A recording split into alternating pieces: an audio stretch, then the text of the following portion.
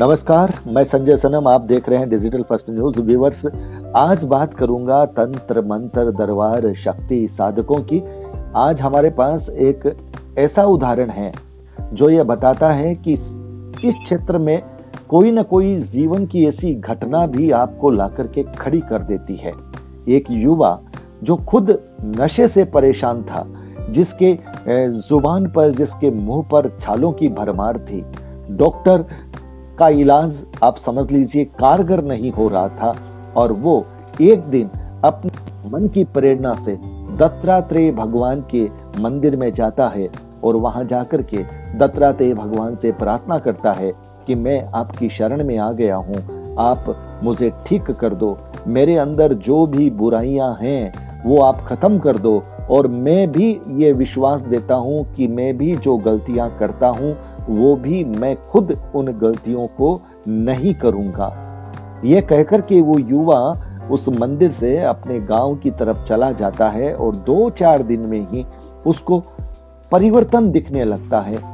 अपने जुबान में, अपने मुंह में की छाले धीरे धीरे कम होते जाते हैं। कोई डॉक्टरी इलाज नहीं, लेकिन भगवान की कृपा, जब देवी कृपा आप पर होती है तो आपको किसी इलाज की आवश्यकता नहीं पड़ती, और वो युवा फिर एक दिन पूरा ठीक हो जाता है।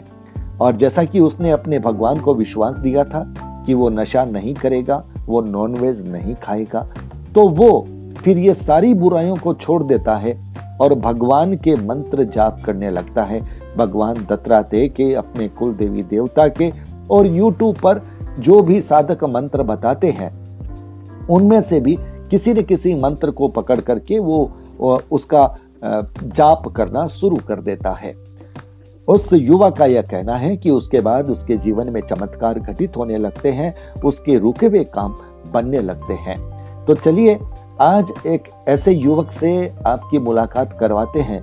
व्यूअर्स, जैसा कि आप जानते हैं कि मैं अपने चैनल में ऐसे हर एक को बिना जाने बिना परखे नहीं लेता, और किसी को बिना जाने उसकी क्रिया को देखे बिना लेना भी नहीं चाहिए। लेकिन आज इस युवा को मैं सिर्फ इसलिए ले रहा हूं क्योंकि इस युवा के साथ कहीं ना कहीं दिल्ली में जो सुनीता जी हैं, जो कि माँ की साधिका हैं, भक्त हैं, वो भी जुड़ी हुई हैं, और उनके मार्गदर्शन से भी उस युवक ने कुछ लाभ लिया है।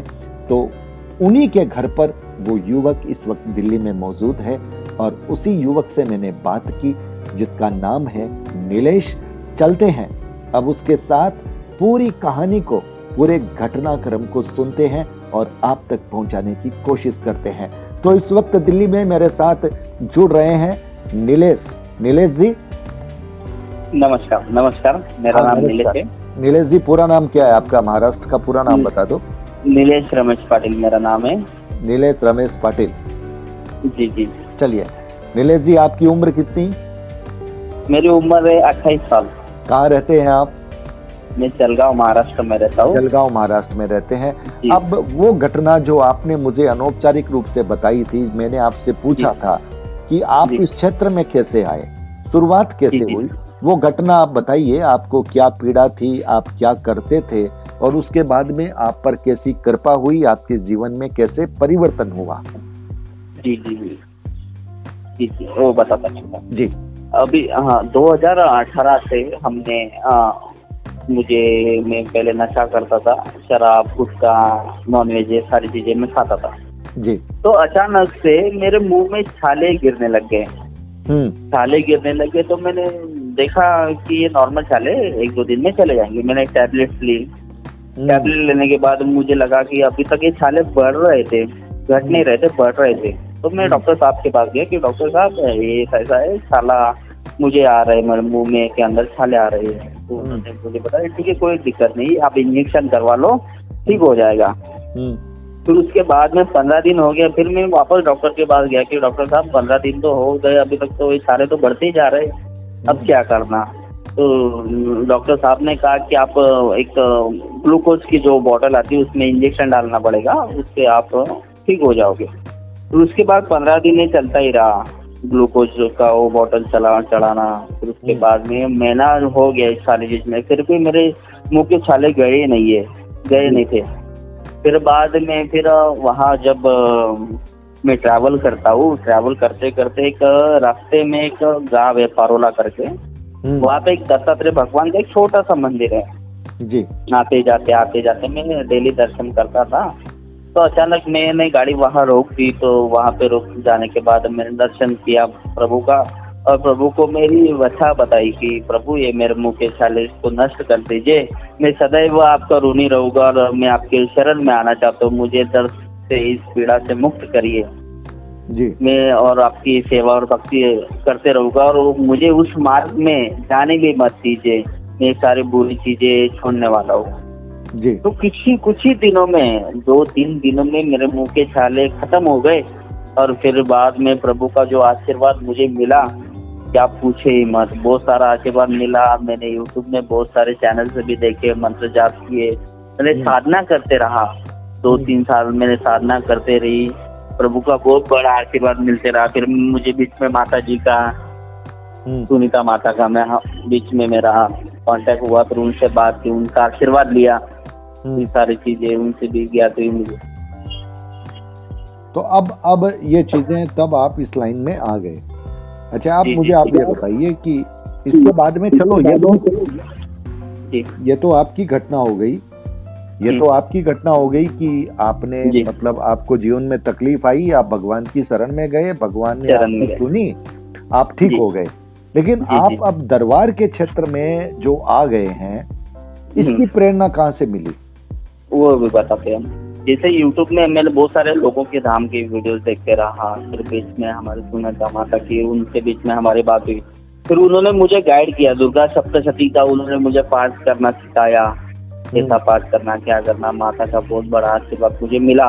फिर बीच में मुझे गुरु आज्ञा हुई, सपने में मुझे दत्तात्रेय भगवान ने उन्होंने मुझे आज्ञा दी कि ये प्रचार बढ़ाना है, महाराष्ट्र में बहुत सारे लोग इस पीड़ा से मुक्त है, इसका निवारण करना है, ये सारी चीजें है। गुरु आज्ञा होने के बाद हमने धाम खोला, फिर हम अब लोगों को ठीक करते हैं। पहले हम खुद ठीक हो गए।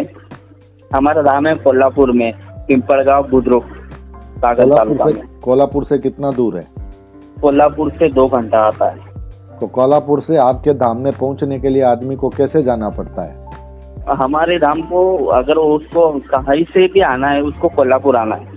जैसा ही वो कोल्हापुर में आता है तो वहां से उसको बस मिलती है कागल एक गांव है, तालुका है वो, कागल तालुका में उतरना है उसको। जैसे वो उतर गया वहां से उसको एक छोटी सी ऑटो आती है, बस आती है, ऑटो आती है, वहां से उसको लेना है पिंपलगांव बुद्रुक करके। पिंपलगांव बुद्रुक में अगर वो आ गया तो वहां से ऑटो करने के बाद वहां जैसे ही पहुंच गया, वहां किसी को भी पूछ दिया कि दत्त धाम कहाँ पे, कोई भी बता देगा, कोई भी छोड़ देगा। तो आप जब ये धाम लगा रहे हैं, आप काम कर रहे हैं, आपको क्या अनुभव हुआ? आपके पास ऐसे कौन से केस आए जिसको आपने ठीक किया? किस तरह के केस आए वो थोड़ा बताइए।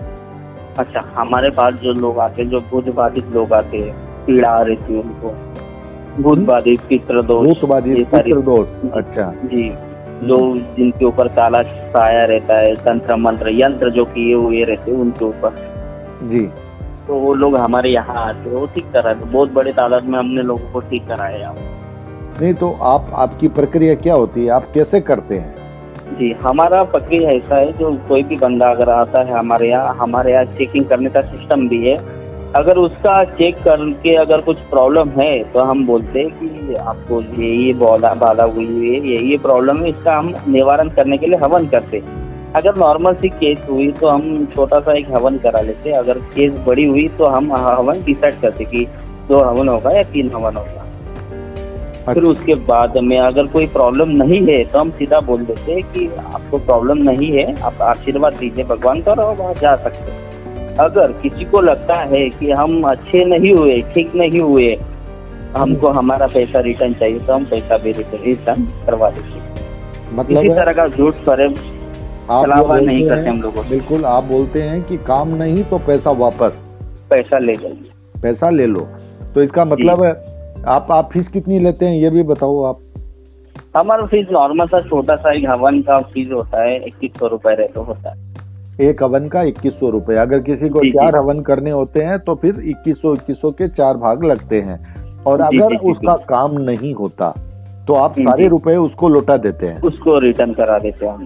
तो फिर अभी इसमें तक तो ऐसा कुछ हुआ नहीं है। नहीं हुआ, सब ये काम तो अच्छी सबके बात है, बने। ये अच्छी बात है।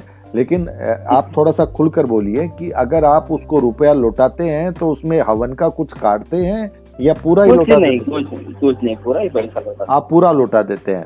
तो जी। ये आपके पास, आप कह रहे हैं कि भूत बाधा, नकारात्मक जो चीजें होती है जी। वो, तंत्र मंत्र, काला जादू, ये सब चीजें आप समाधान कर देते हैं। जी, जी, जी, बिल्कुल। आपका एक हवन कराने के बाद में क्या लोगों को इफेक्ट महसूस होने लग जाता है? इफेक्ट होता है, इफेक्ट होता है। हम बोलते हैं कि आप आज एक हवन करा लीजिए।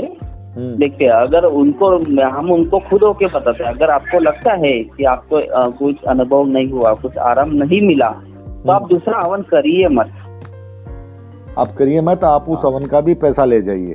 हाँ, पैसा आपको लगता है कि हमारा सेटिस्फाइड नहीं हुए, आप एक हवन का किया, तो आप उसका पैसा आप रिफंड ले जा सकते हो। आपके हवन की प्रक्रिया में समय कितना लगता है? हमारा समय लगता है 1.5 घंटा जाता है अप्रोक्सीमेटली।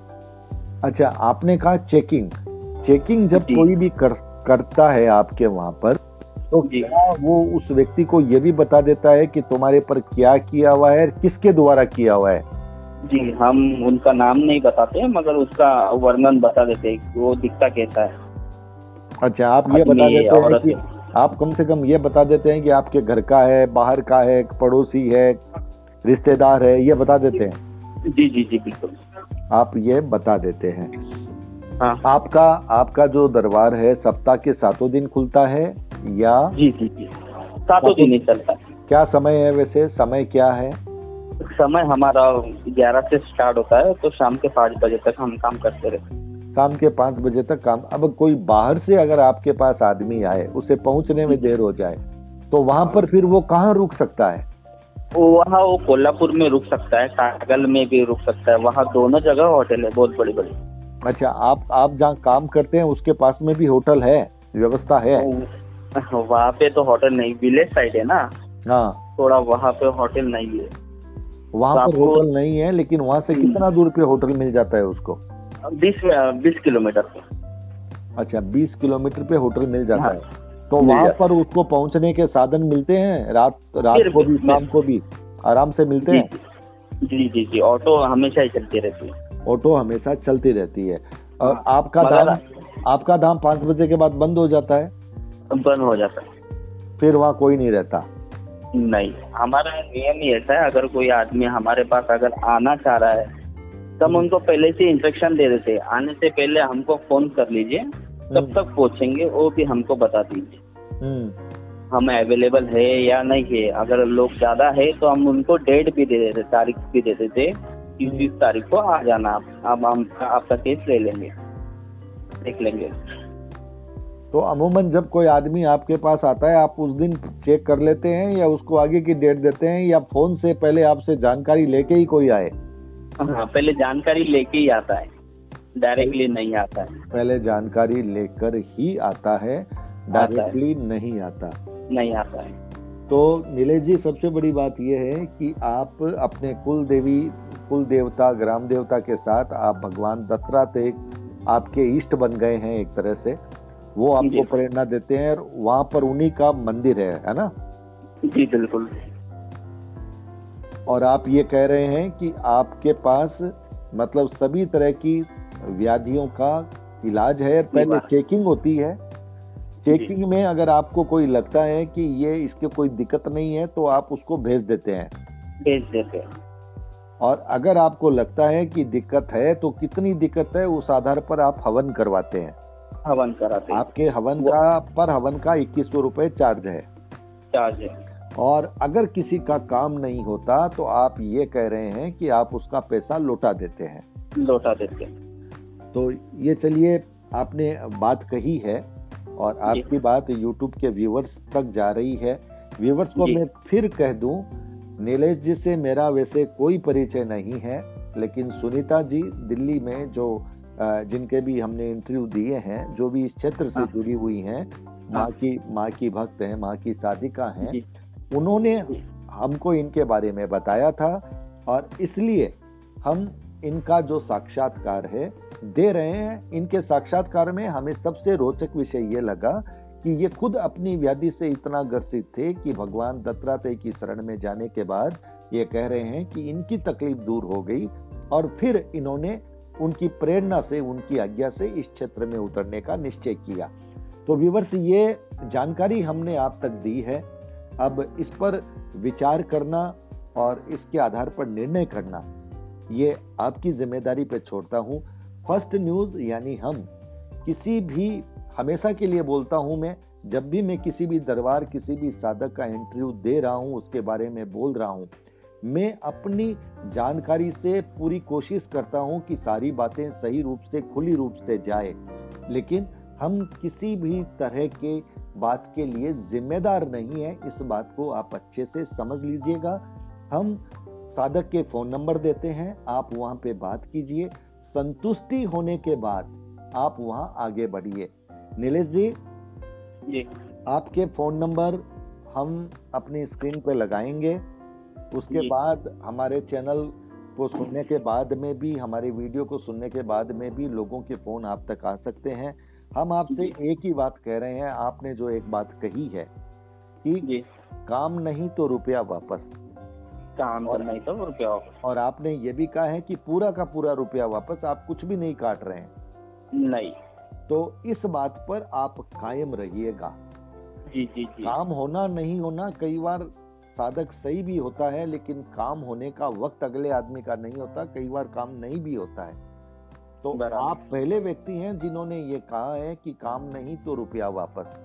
जी। तो जब आपने ये कहा है तो फिर अपने कहे का ध्यान भी रखिएगा। जी जी। क्योंकि उसके बाद अगर ऐसा नहीं हुआ तो फिर हम ये भी कहने को मजबूर होंगे कि भी नीलेश जी ने ऐसा कहा था, ऐसा किया नहीं, अगर हमारे पास कोई शिकायत आ गई तो। लेकिन हम कामना यही करते हैं कि आपकी शिकायत, किसी भी साधक की कोई शिकायत हमारे पास नहीं आए। हमारा मकसद है लोगों तक सही रूप से जानकारी पहुंचाना अपने विवेक और बुद्धि स्रोत के आधार पर। लेकिन हम सभी लोगों से निवेदन करते हैं कि सिर्फ हमारे कहने से ही मत जाइए, क्योंकि हम ये नहीं कह रहे हैं कि आप यहाँ जाइए, यहाँ मत जाइए। हमको जो जानकारी मिलती है हम आप तक पहुंचाते हैं, उसके बाद आप अपना बुद्धि विवेक से निर्णय करके आप अपने हिसाब से निर्णय कीजिए। ये आपकी स्वतंत्रता, आपका अधिकार है। तो नीलेश जी, आप हमारे साथ जुड़े, इसके लिए बहुत बहुत आभार। और सुनीता जी का भी विशेष आभार, क्योंकि कल सुनीता जी से बात हुई थी, उन्होंने आपके बारे में बात कही थी और इसलिए सुनीता जी ने जब कहा तो फिर हमने आपका इंटरव्यू लेने की जो है योजना पर विचार किया। तो आपको बहुत बहुत शुभकामनाएं। भगवान दत्तात्रेय जी की जय हो, जय हो, जय हो। बहुत बहुत आभार। नमस्कार।